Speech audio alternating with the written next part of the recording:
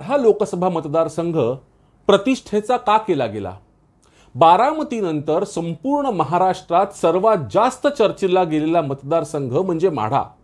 भाजपतर्फे रणजितसिंह नाईक निंबाळकर तर ऐन निवडणुकीच्या तोंडावर भाजपमधून पवार साहेबांच्या राष्ट्रवादीत आलेले धैर्यशील मोहिते पाटील यांच्यामध्येच डायरेक्ट सामना आहे.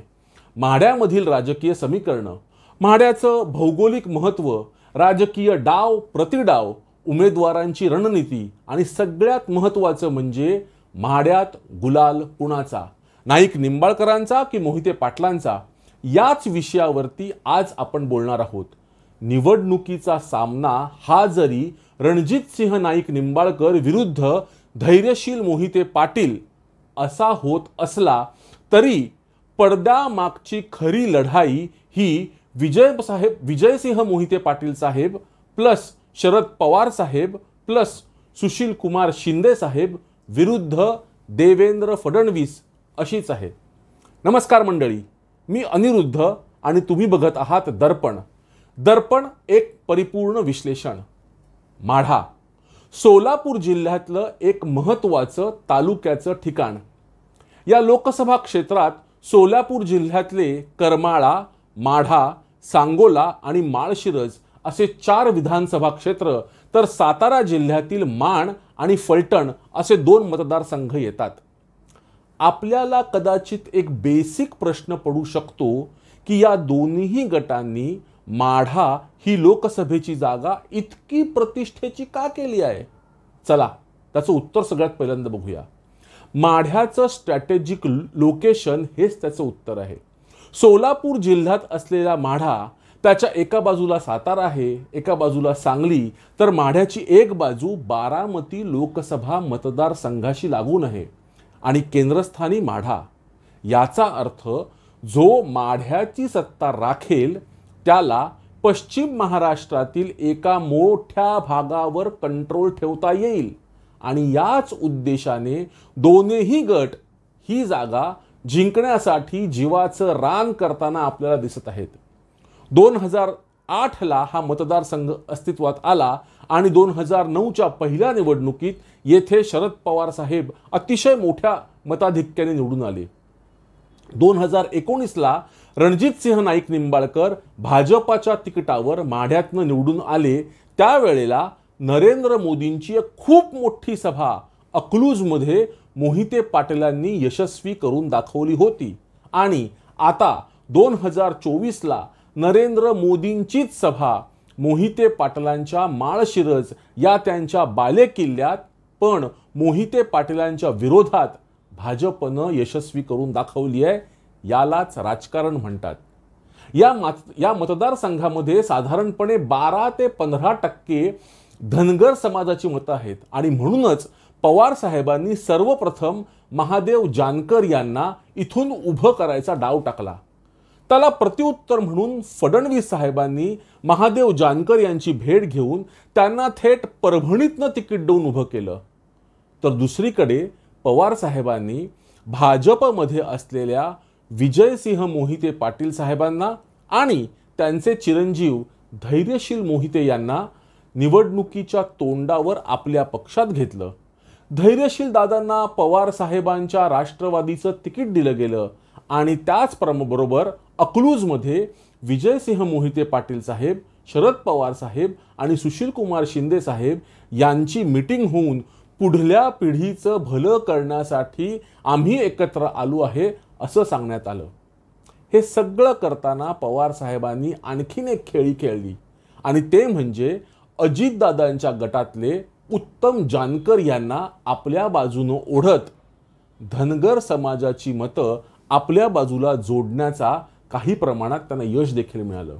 हे कमी होतं म्हणून पवार साहेबांनी स्वतः माढ्या या मतदारसंघात 2-3 सभा घेतल्या आणि माढा त्यांच्यासाठी नुसता महत्त्वाचाच नाही तर प्रतिष्ठेचा देखील आहे हे सूचित केलं. बरं, हे सगळं घडत असताना मग फडणवीस साहेबांनी देखील प्रतिडाव टाकायला सुरुवात केली.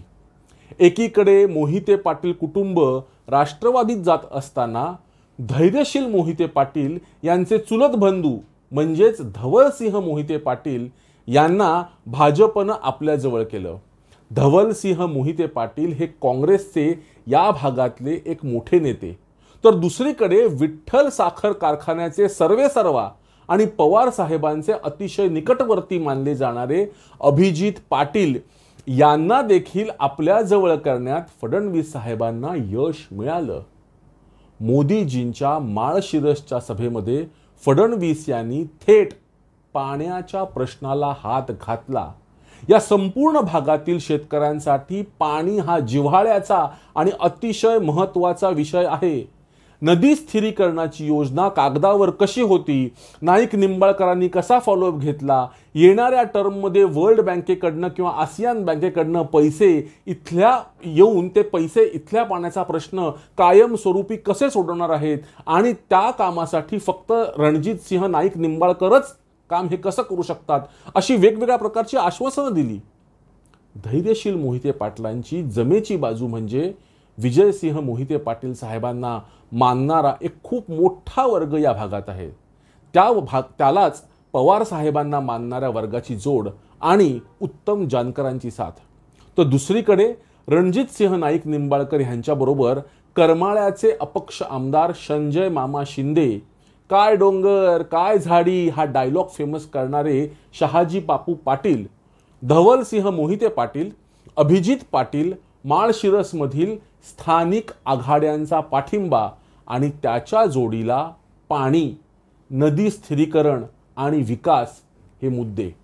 बरं, मग हे सगळं डिस्कशन ऐकल्यानंतर एक प्रश्न येतो, फायनल कन्क्लुजन काय?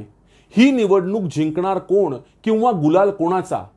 मंडळी, दोन्ही बाजूंनी मोठमोठाले दावे आणि प्रतिदावे केले जात आहेत, पण इथे खरोखरच काटेकी टक्कर आहे आणि म्हणूनच एखादा निर्णय किंवा एखादी व्यक्ती जिंकेल हे आत्ता सांगणं कठीण आहे. अशा परिस्थितीमध्ये आपल्याकडे 3 ऑप्शन असतात.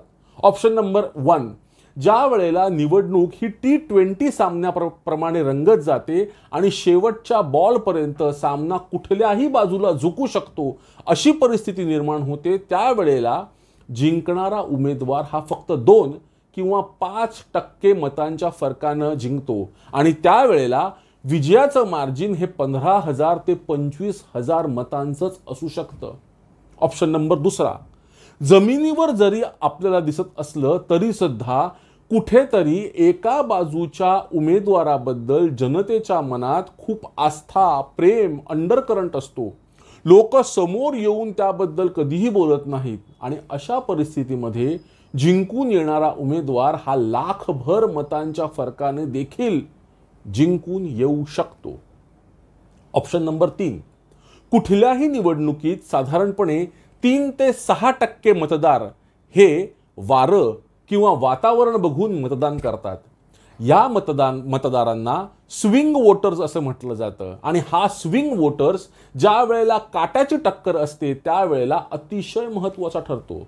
अशा परिस्थितीमध्ये जिंकणारा उमेदवार हा साधारणपणे 40 ते 60,000 मतांच्या फरकाने जिंकू शकतो.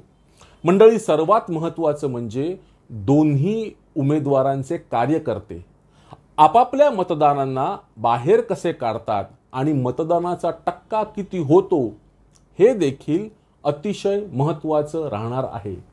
माढ्यात गुलाल कोणाचा? रणजितसिंह नाईक निंबाळकरांचा की धैर्यशील मोहिते पाटलांचा?